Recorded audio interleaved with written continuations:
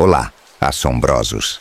Apague as luzes e coloque os fones de ouvido, porque hoje você vai conhecer 2 histórias de Natal que vão fazer você pensar 2 vezes antes de abrir presente ou tirar foto com o Papai Noel. Uma caixa chegou sem remetente. 5 objetos dentro. Boneca velha que canta sozinha. Carta revelando objetos de família que morreu no Natal de 1962. Enterraram tudo. Meia-noite de Natal. Caixa volta. E a cadeira do Papai Noel no shopping. Gira sozinha de madrugada. Crianças veem homem magro cinza atrás do tio gordo. Fotos mostram vulto cada vez mais claro. Ator morreu sentado nela em 1968. 600 crianças assistindo. Agora ele nunca parou de fazer o papel. 2 histórias. 2 natais amaldiçoados. Presente que volta. Performance que nunca acaba. Se você tem coragem, fique comigo. Primeiro relato. A caixa chegou no dia 20 de dezembro de 2023.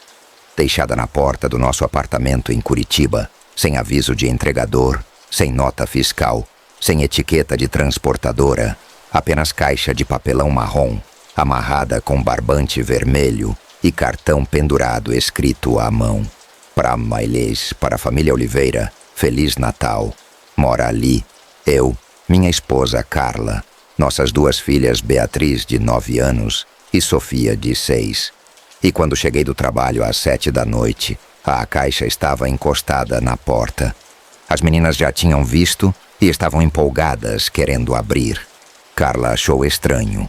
Disse que não tinha ouvido campainha nem visto o entregador. E a caixa era pesada, uns 5 quilos. Tamanho médio de caixa de sapatos, mas mais funda. E balançando dava para ouvir algo se mexendo dentro, mas não dava para identificar o que era. E não havia remetente em lugar nenhum. Nenhuma indicação de quem tinha mandado. E achei muito estranho, porque nossa família não é grande. Conhecemos todos os parentes e amigos que poderiam mandar presente, e ninguém tinha avisado sobre envio. Liguei para os meus pais, para os pais da Carla, para o meu irmão, para a prima dela que mora em São Paulo. Todo mundo disse que não tinha mandado nada, e ficamos na dúvida se abríamos ou não. Beatriz e Sofia implorando para abrir porque era quase Natal. E presente misterioso deixava elas curiosas. Mas algo no cartão manuscrito me incomodava.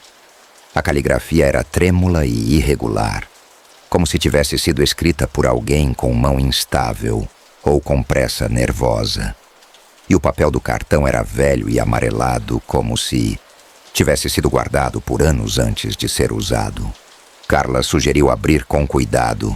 Talvez fosse presente surpresa de algum parente distante ou amigo esquecido.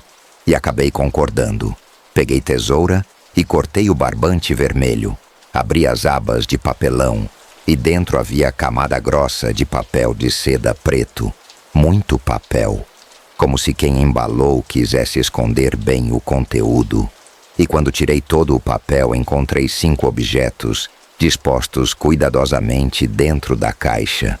E meu estômago gelou quando vi o que eram. Primeiro objeto era boneca de pano velha, muito velha, com roupa desbotada e rosto bordado com linha preta.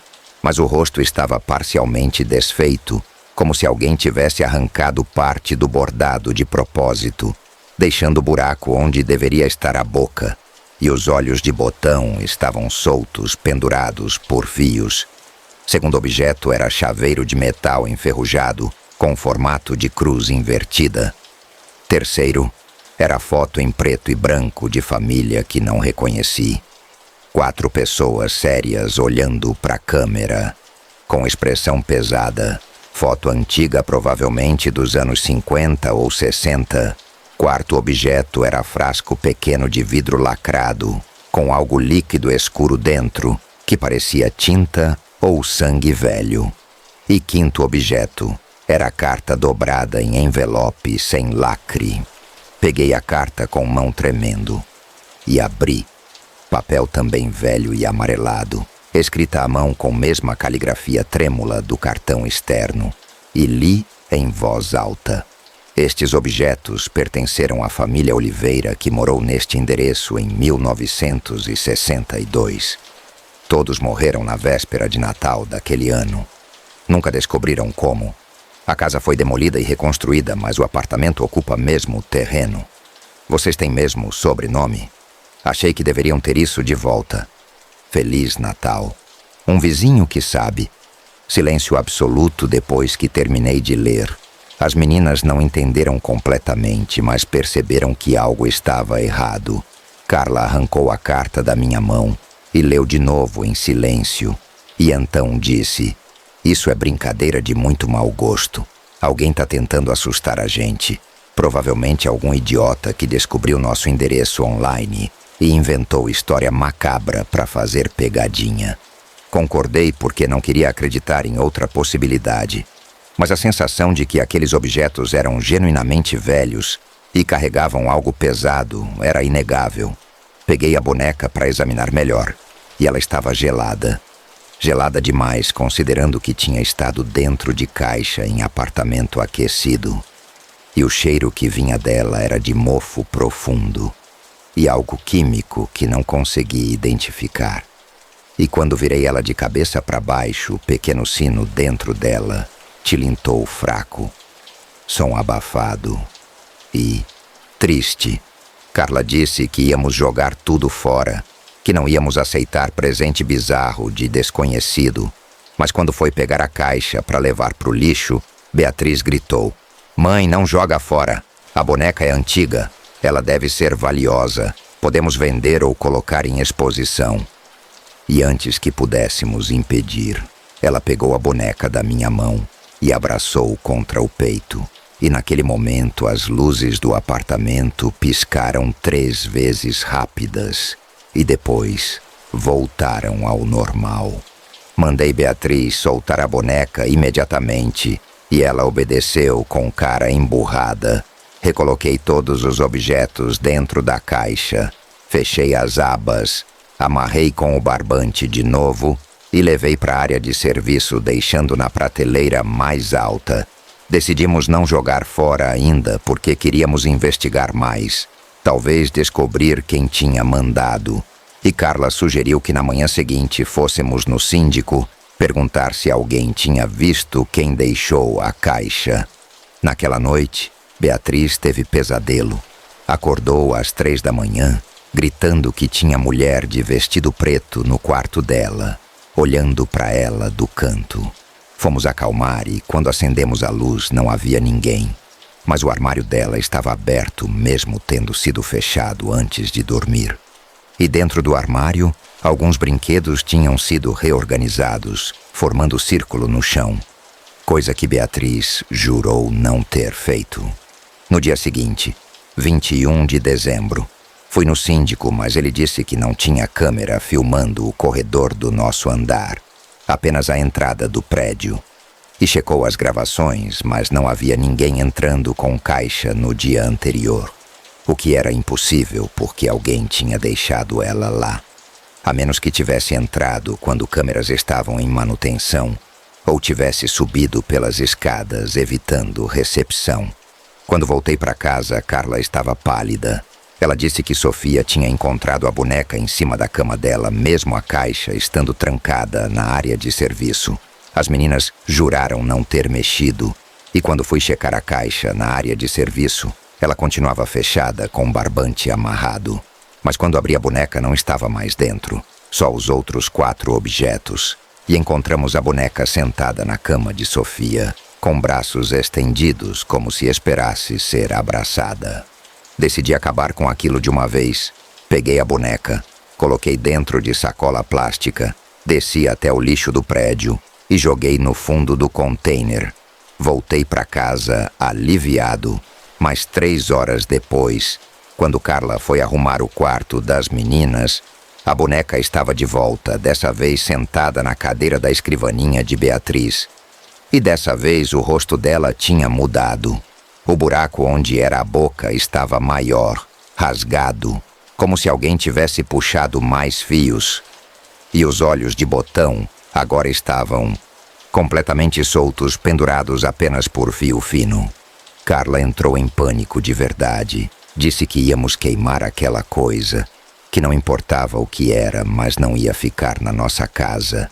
Mas quando tentamos pegar a boneca de novo, ela estava tão gelada que queimava tocar. Temperatura abaixo de 0, impossível. E quando Carla forçou e segurou mesmo assim, a boneca fez som. Não o sino interno, mas voz abafada saindo de dentro dela. Voz de criança cantando música de ninar, em ritmo lento e distorcido. Nana neném, que a cuca vem pegar. Papai foi pra roça. Mamãe foi trabalhar. Soltamos a boneca imediatamente e ela caiu no chão. E o canto parou. Mas agora tínhamos certeza absoluta de que aquilo não era brincadeira ou imaginação. Havia algo genuinamente sobrenatural naquele objeto. Procurei padre na paróquia, perto de casa, e contei a história. Ele veio até o apartamento no mesmo dia, trouxe água benta e crucifixo, e fez bênção na boneca e em todos os outros objetos da caixa. Durante a bênção, a boneca se contorceu sozinha no chão, como se tentasse escapar da água benta. Movimentos pequenos, mas visíveis, e o líquido escuro dentro do frasco começou a borbulhar, mesmo o frasco estando lacrado e frio. O padre ficou visivelmente abalado, mas completou a oração e disse: esses objetos estão contaminados com energia de morte violenta. Provavelmente pertenceram a pessoas que morreram de forma trágica e ficaram presos neles. Vocês precisam se livrar disso da forma correta. Não basta jogar fora. Precisam enterrar em solo sagrado ou queimar com oração apropriada. Seguimos as instruções. Levamos todos os 5 objetos para uma área isolada nos arredores de Curitiba. Cavamos buraco fundo, colocamos tudo dentro, incluindo a caixa e o cartão. O padre veio junto e fez oração de descanso para almas penadas enquanto jogávamos terra por cima. E depois colocamos cruz de madeira improvisada, marcando o local. Achamos que tinha acabado. Voltamos para casa exaustos, mas aliviados. Era véspera de Natal, 24 de dezembro.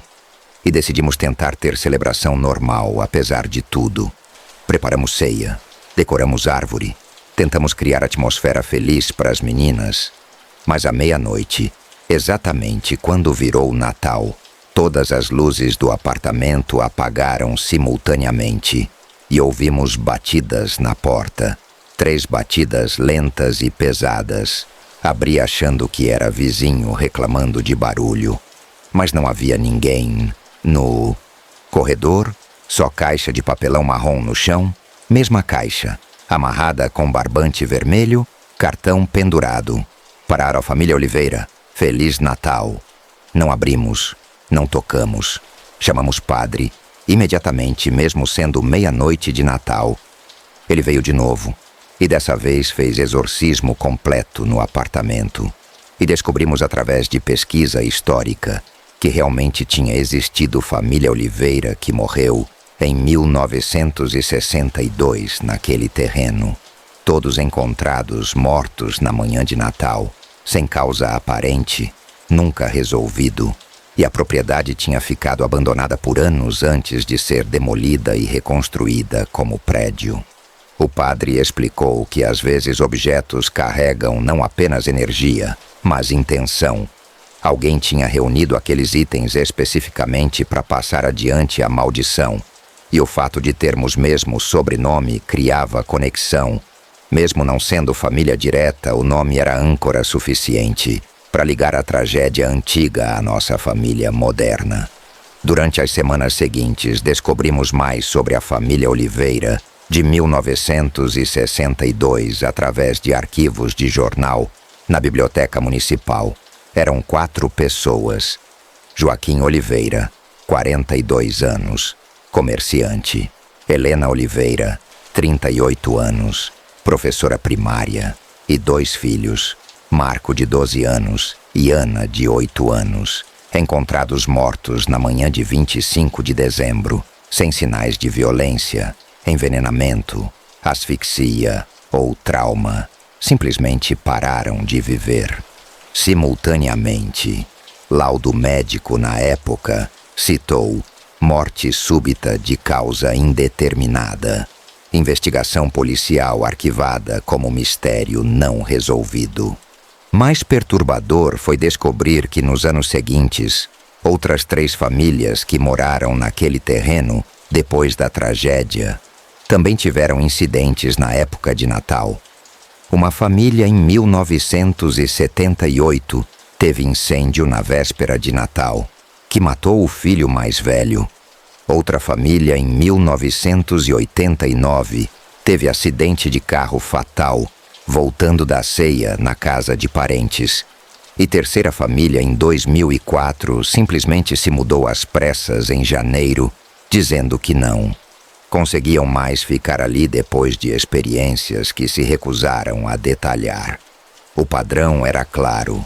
Algo estava ligado àquele local, especificamente à data de Natal, e nossa família tinha sido próxima vítima.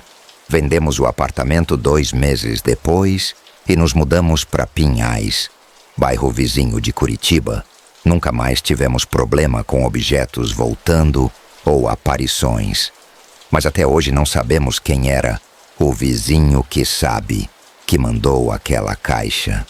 Pesquisei moradores do prédio tentando identificar quem poderia saber da história. Falei com pessoas que moravam lá há décadas.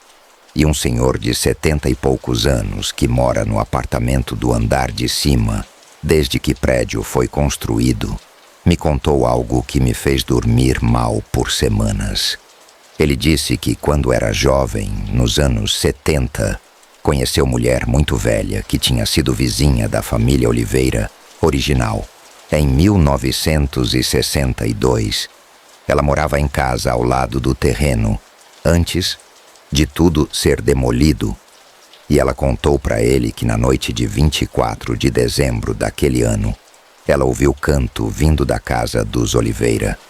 Canto estranho que não era música de Natal normal, mas sim algo em língua que ela não reconheceu. Ritmo hipnótico e perturbador. E depois do canto, silêncio absoluto. E na manhã seguinte, todos estavam mortos. A velha disse que achava que família Oliveira tinha feito algum tipo de ritual, talvez tentando invocar algo ou pedir algo, e que deu errado de forma catastrófica. E objetos que usaram no ritual ficaram impregnados com o que quer que tivessem chamado. A velha morreu em 1985, mas antes disse para esse senhor que um dia alguém ia encontrar aqueles objetos e problema ia começar de novo. Então, o vizinho que sabe, provavelmente foi alguém que encontrou os objetos enterrados ou escondidos em algum lugar durante reforma ou construção do prédio, e em vez de destruí-los decidiu passar adiante, talvez sem saber exatamente o que estava fazendo, ou talvez sabendo e querendo se livrar da maldição, transferindo para outra família Oliveira, aproveitando coincidência do sobrenome para criar conexão. Todo Natal desde então, evitamos aceitar presentes de remetente desconhecido, e ensinamos as meninas que nem todo presente deve ser aberto, porque alguns carregam mais do que parecem. Carregam história, carregam dor, carregam morte que se recusa a ficar enterrada. Antes da segunda história, rapidinho. Se você tem uma história de Natal que deu errado, presente estranho, Papai Noel bizarro, decoração assombrada, manda. Sua história pode ser a próxima aqui no canal. E prepara porque a próxima é sobre a cadeira do Papai Noel que se move sozinha e crianças veem vulto. Segundo relato. Trabalho como segurança noturno no Shopping Paraná em Curitiba há 6 anos. Turno das 11 da noite às 7 da manhã. E parte da minha ronda inclui passar pela praça de eventos onde montam decoração de Natal todo ano com árvore gigante, presépio, trenzinho decorativo. E claro, a instalação principal, que é o cenário do Papai Noel, onde crianças tiram foto durante o dia. E nunca teve problema com essa área até dezembro de 2024. quando algo estranho começou a acontecer. Especificamente com a cadeira onde o Papai Noel senta.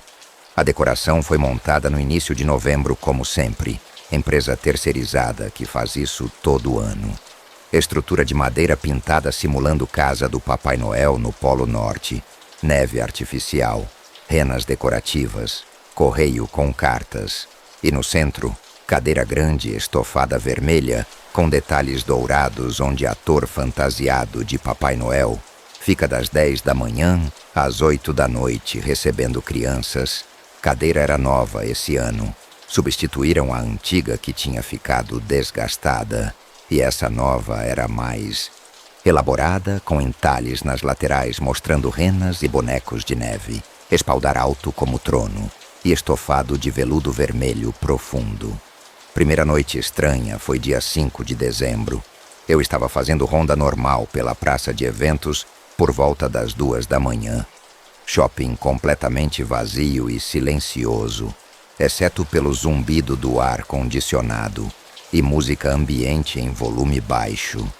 E quando passei pelo cenário do Papai Noel, notei que a cadeira estava virada de lado, não muito, uns 45 graus, como se alguém tivesse sentado e girado ela.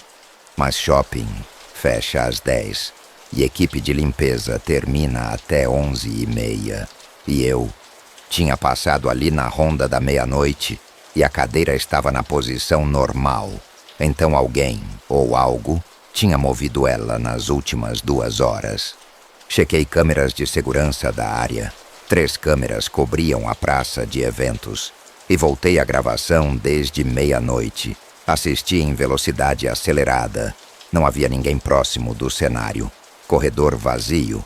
Mas às 1h42 da manhã, a cadeira simplesmente girou sozinha. Movimento suave, como se alguém estivesse sentado e virando devagar. Durou uns 3 segundos e parou na posição que encontrei. Relatei para o supervisor, mas ele disse que provavelmente era vibração do sistema de ar. Condicionado ou piso instável, mandou fixar melhor a cadeira. Na noite seguinte, 6 de dezembro, a cadeira tinha se movido de novo.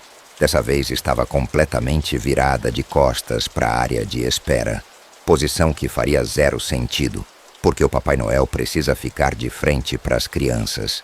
E além de virada, o estofado tinha marca clara de corpo sentado, depressão no assento e no encosto, como se alguém pesado tivesse passado horas ali.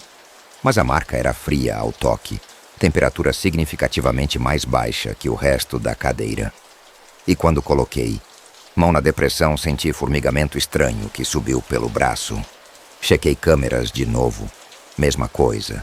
Às 1h56 da manhã, a cadeira girou sozinha, até ficar de costas. Movimento ainda mais lento que da noite anterior, quase ritualístico. E dessa vez dava para ver na gravação mesmo com qualidade ruim que o estofado afundava durante o giro, como se peso invisível estivesse sentando. O supervisor assistiu comigo dessa vez e ficou visivelmente incomodado. Disse que ia falar com a empresa que forneceu a cadeira, ver se tinha algum defeito mecânico. Mas cadeira era puramente estrutural, sem motor ou sistema que justificasse movimento. Dia 7 de dezembro, começaram os problemas com as crianças. Mãe fez reclamação formal na administração, dizendo que filha de 4 anos tinha tirado foto com Papai Noel de manhã e ficou traumatizada, chorando sem parar, dizendo que o homem na cadeira não era o Papai Noel. E quando perguntaram quem era a menina, disse: o homem magro cinza que fica atrás do tio gordo. A administração achou que era imaginação infantil, mas pediram para checar as fotos do dia. Fotógrafo profissional tira as fotos e imprime na hora para venda, e quando olharam as fotos do período da manhã, todas estavam normais. Ator fantasiado sorrindo, criança no colo, cenário bonito, mas nas fotos do período da tarde começou a aparecer algo. Nas primeiras fotos da tarde, era sutil, sombra estranha atrás da cadeira, que não batia com a iluminação do ambiente. Manchas escuras no canto superior direito de várias fotos, como se Flash tivesse falhado. Mas conforme tarde avançava, as anomalias ficavam mais óbvias. Em foto das 17 horas tinha vulto desfocado parado, atrás da cadeira. Forma vagamente humana, mas distorcida. E em foto das 18h30, vulto estava mais definido. Figura alta e magra, com cabeça inclinada de forma antinatural, observando a criança no colo do Papai Noel. Não era erro de câmera ou exposição dupla. Era presença capturada no momento. A administração mandou pausar as fotos com Papai Noel, dia 8, enquanto investigavam. Chamaram padre para fazer bênção no cenário. Ele veio e jogou água benta na cadeira e ao redor. Fez oração. Mas quando terminou e estava saindo, ele parou, virou e olhou para a cadeira por tempo longo. E então disse algo que me gelou. Essa cadeira não devia estar aqui.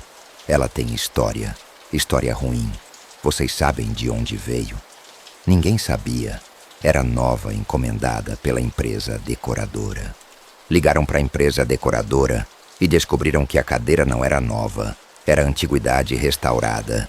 A empresa tinha comprado em leilão de mobília de teatro antigo que fechou. Teatro Municipal de Ponta Grossa, que funcionou de 1930 até 2015. E a cadeira especificamente tinha sido usada em peça de Natal de 1968. Peça que teve acidente fatal, quando o ator que fazia Papai Noel morreu de ataque cardíaco no palco durante a apresentação na frente de centenas de crianças. Ele estava sentado exatamente naquela cadeira quando morreu. E segundo história local, ele ficou ali morto por quase 10 minutos, antes de alguém perceber porque acharam que ele estava apenas descansando entre cenas. O padre ouviu isso e disse que precisavam remover a cadeira imediatamente, que objeto associado com morte súbita, especialmente na frente de público grande, pode absorver trauma e carregar energia. Mas a administração tinha problema. Temporada de Natal já estava rolando. Substituir cadeira ia demorar dias e perder receita. Então decidiram continuar usando depois da bênção, achando que tinha resolvido. Não resolveu. Na noite de 8 para 9 de dezembro, a cadeira não apenas girou. Ela se moveu 3 metros para frente. Arrastou pelo piso, deixando marca de arranhão na cerâmica. E quando cheguei para a ronda das 3 da manhã, ela estava no meio do corredor, de frente para o cenário. E sentado nela, visível mesmo sem ser gravação, vulto translúcido de homem velho, magro, usando roupa vermelha desbotada. Ele não se mexia, apenas sentado olhando para as cadeiras vazias de espera, onde crianças sentavam durante o dia. E quando acendi lanterna forte na direção dele, a luz atravessou o corpo, mas ele não desapareceu. Ficou ali mais 5 segundos antes de desvanecer gradualmente. Relatei imediatamente. Supervisor subiu, outros seguranças vieram. Quando chegaram, o vulto tinha sumido, mas a cadeira continuava no meio do corredor.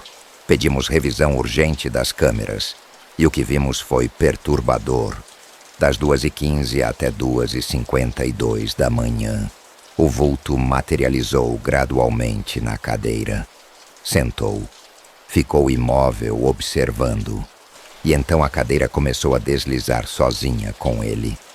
Sentado, movimento constante e suave, como se estivesse em trilho. Parou no meio do corredor e ficou ali até eu aparecer com lanterna. Dia 9 de dezembro. Mais reclamações. 6 famílias diferentes disseram que crianças ficaram com medo do Papai Noel, dizendo que ele cheirava estranho, que estava frio, que tinha outro homem sentado junto. Funcionário que fazia Papai Noel disse que sentia desconforto extremo sentando na cadeira, pressão no peito, dificuldade em respirar, sensação de estar sendo observado por trás constantemente e pediu demissão no mesmo dia. A administração teve que contratar substituto urgente. Novo Papai Noel começou dia 10. Durou 3 horas. Saiu do intervalo de almoço e nunca voltou. Deixou fantasia no vestiário e mensagem dizendo que não ia sentar naquela cadeira de novo, porque enquanto tirava foto com criança, sentiu mão gelada apertando seu ombro direito por trás e quando virou não tinha ninguém. Mas no espelho próximo conseguiu ver por segundo reflexo de homem velho magro, parado atrás da cadeira olhando para ele com expressão furiosa. A administração finalmente cediu. Dia 11 de dezembro, removeram a cadeira. Colocaram substituta temporária simples, sem histórico. Mas durante a noite, entre 11 e 12, a cadeira antiga que tinha sido levada para o depósito do shopping foi encontrada de volta no cenário. Não sabemos quem moveu. Câmeras do depósito mostram que cadeira simplesmente desapareceu de lá às 4 da manhã e reapareceu no cenário poucos minutos depois. Teletransporte impossível, mas aconteceu. Chamaram padre de novo. Dessa vez ele trouxe 3 outros padres e fizeram exorcismo completo.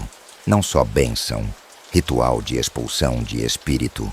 Durou 2 horas. E durante ritual a cadeira começou a ranger alto, madeira gemendo como se estivesse sendo pressionada de dentro. Estofado rasgou em 3 lugares simultaneamente, como se garras invisíveis tivessem cortado. E temperatura ao redor da cadeira caiu tanto que formou geada nas hastes metálicas das correntes decorativas próximas. Exorcismo terminou. Padres disseram que a entidade estava fortemente ligada à cadeira, mas que tinham conseguido enfraquecer. Ligação o suficiente para ela ser removida com segurança.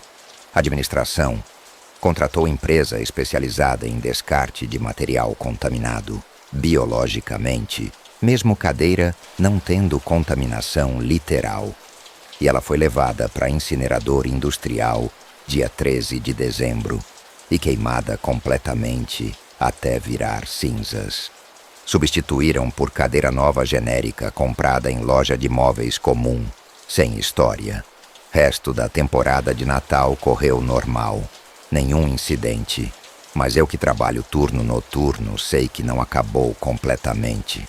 Pesquisei sobre o ator que morreu em 1968, Arnaldo Ferreira dos Santos, 63 anos. Tinha feito Papai Noel no Teatro Municipal de Ponta Grossa durante 20 anos consecutivos, 1948 até 68, conhecido como o melhor Papai Noel do Paraná. No dia da morte, 22 de dezembro de 1968, era a apresentação especial lotada, 600 crianças e pais no teatro. Arnaldo estava no 3º ato da peça, quando começou a suar muito e reclamar de dor no peito. Mas continuou atuando. Sentou na cadeira que ficava no centro do palco, cenário simulando sala do Papai Noel no Polo Norte. E então simplesmente parou de se mexer. Público achou que era parte da encenação. Diretor nos bastidores também achou que ele estava improvisando pausa dramática. E só depois de 8 minutos, quando outros atores tentaram interagir e ele não respondeu, perceberam que tinha morrido. Médico legista determinou infarto fulminante. Corpo ficou sentado na cadeira, até paramédicos chegarem. Trauma coletivo foi enorme. 600 crianças presenciaram Papai Noel morrer bem na frente delas, mesmo sem entenderem completamente no momento. Muitos pais processaram o teatro, depois alegando que filhos ficaram traumatizados. Teatro nunca se recuperou financeiramente. Apresentações de Natal foram canceladas nos anos seguintes, e eventual fechamento em 2015 foi consequência de problemas que começaram naquela noite de 68. A cadeira onde Arnaldo morreu ficou guardada no depósito do teatro durante décadas. Quando o teatro fechou em 2015, mobília foi leiloada e a empresa decoradora comprou, sem conhecer história, restaurou e vendeu para o shopping. Descobri também que Arnaldo não tinha família próxima. Era solteiro, sem filhos. Dedicou vida inteira ao teatro e especificamente ao papel de Papai Noel. Colegas de trabalho diziam que ele ficava deprimido fora da temporada de Natal. Vivia para aqueles 2 meses por ano, quando podia fazer crianças felizes. Então sua morte justamente durante a apresentação, fazendo o que amava, criou tipo de apego espiritual extremamente forte. A alma dele não quis ou não conseguiu partir, porque aquele momento, aquele papel, aquele lugar, era a definição completa da identidade dele. E agora 13 anos depois dele ter morrido na cadeira, e 56 anos depois do teatro ter fechado, a alma dele finalmente encontrou caminho até lugar similar. Shopping com decoração de Natal, onde crianças visitam Papai Noel. E tentou continuar performance, mas versão distorcida porque ele está morto e não percebe. Presença dele assusta em vez de alegrar. Energia dele é fria e pesada em vez de quente e acolhedora. Eu continuo trabalhando segurança noturna no Shopping Paraná. E às vezes, quando passo pela praça de eventos, durante madrugada, ainda vejo na câmera número 2, aquela que filma a área lateral do cenário.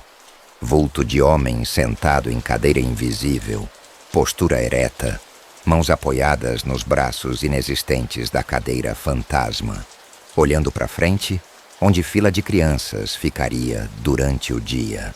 Não relatei mais isso para a administração porque já resolveram o problema visível. Cadeira foi destruída, não tem mais risco para o público.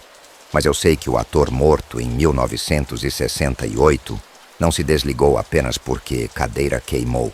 Ele está ligado ao local, ao conceito, à performance eterna de ser Papai Noel. E imagino que vai continuar aparecendo todo dezembro, enquanto esse shopping existir. Sentado em cadeira fantasma, esperando crianças fantasmas virem tirar foto com o fantasma de si mesmo. Todo ano agora, quando começam a montar decoração de Natal, eu fico de olho. E sempre que vejo cadeira nova sendo colocada no cenário, eu verifico procedência, de onde veio, se tem história. Porque aprendi que nem todo objeto velho é apenas velho. Alguns carregam ocupantes que se recusam a sair. E cadeira de Papai Noel especialmente. Objeto associado com alegria infantil, mas também com morte súbita. Pode se tornar armadilha perfeita para a alma que não sabe que show acabou. E aí, assombrosos, 2 histórias de Natal. Presente que volta todo 25 de dezembro. Papai Noel que nunca parou de fazer o papel. Se valeu a pena esses 30 minutos, deixa aquele like, se inscreve se ainda não é inscrito, ativa as notificações. Me conta, você vai pensar 2 vezes antes de abrir presente sem remetente? Ou tirar foto com Papai Noel? E se você tem filho pequeno, conta pra ele que Papai Noel é real. Mas talvez não do jeito que ele imagina. Vamos conversar nos comentários. Feliz Natal, ou não. Um abraço e cuidado com o que você abre. Até o próximo vídeo.